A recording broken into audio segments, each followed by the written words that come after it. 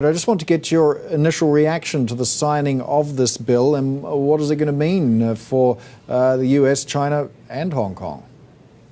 Well, good morning. I guess my first response was this too shall pass, right? That I've said before on your channel that I think that this will not be a long-term problem. I think there's a short-term potential cost.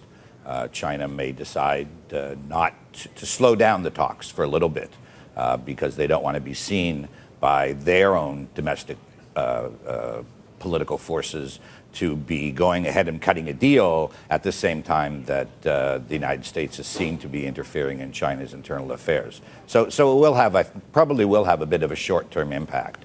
But, you know, in some ways, this is Trump's Thanksgiving gift to the democratic movement in Hong Kong, right? Today's Thanksgiving here in Hong Kong already. Now, of course, one of the provisions of this, well, it will soon be an act, is sanctions against any Chinese official that would seek to curb freedoms in Hong Kong.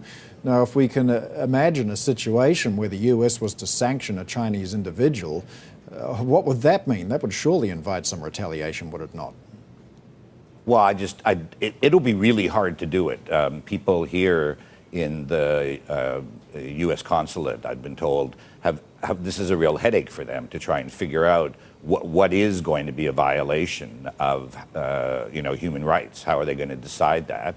I also think, what if you decide to retaliate? So what are you going to do? Freeze Carrie Lam's bank account in London? Stop her from coming to the United States? Maybe. But it won't be easy. I just don't, well, that would be my answer. I think it won't be easy to really retaliate against the Chinese government to punish people in Hong Kong for doing this. Congress seems a little bit more... And let's hope they don't need to do it. Let's hope that they don't need to do it, right? Let's hope that this whole thing moves forward. You know, we've had a peaceful election. It's quiet on the street, though it may not stay that way. So let's just hope that this, that none of this is necessary. But I'm not that optimistic. Yeah, sure. We'd still have to see the review of the special training status and so forth, right? But Congress seems to be a bit more optimistic about what they have done so far. Senator Marco Rubio releasing this statement saying that the U.S. now has new and meaningful tools to deter further influence and interference from Beijing into Hong Kong's internal affairs. Now, following last week's historic elections in Hong Kong that included record turnout, this new law could not be more timely in showing strong U.S. support for Hong Kongers' long-cherished freedoms. So, what sort of action? Well, I think it'll help the street. I think it'll help the democratic movement. It'll give them a boost at a time when, in fact, they've just had a huge boost. So it may make them more assertive. I think the local councils. Yeah, that would be my question. Probably more assertive. Would it embolden protesters as well? Does this mean that we could see more violence in the days ahead? Well, that's certainly what China's going to say. And if there is more violence, China will definitely blame the United States for it. And then, to a certain extent, maybe they will be right this time, where the United States has not really been responsible at all for the anger that exists here in Hong Kong.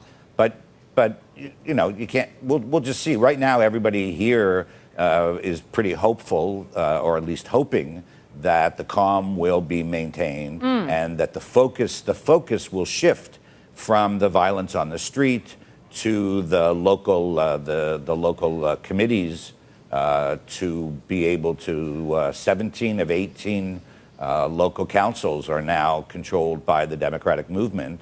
And they have a lot of ideas about how they're going to push forward, put pressure on the government. They've got money for the first time.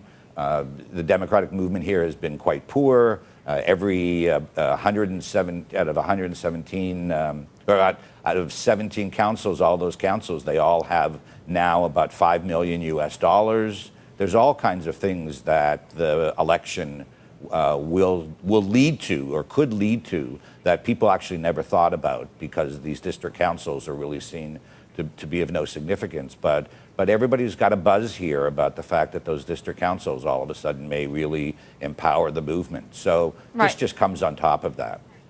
So what will Beijing do next?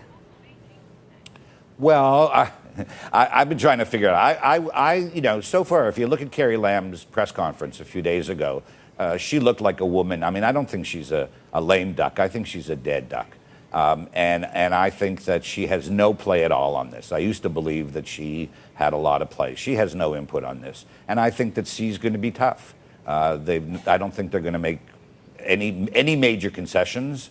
That's the odds-on favorite would be, I'd say about 70-30. About 70% would be my bet that they're just not going to make any serious concessions, and they're going to try and wait this out. The worry that Beijing has is that you've got legislative council elections in September, I think, coming up next year, and they don't want to. They've lost so badly here in this election. They certainly don't want to lose that election, at least certainly not as badly, so that there would be a majority of Democrats in the legislature. We're sort of moving up, right, from local councils to the legislature, and then the legislature, we then would move to the chief executive. But the legislature level, they don't want to lose control of that. So maybe they don't want to antagonize and empower the Democrats by doing anything too nasty.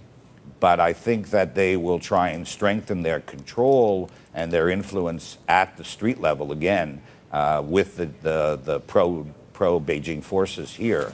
They'll do that quietly. They'll pour more money in.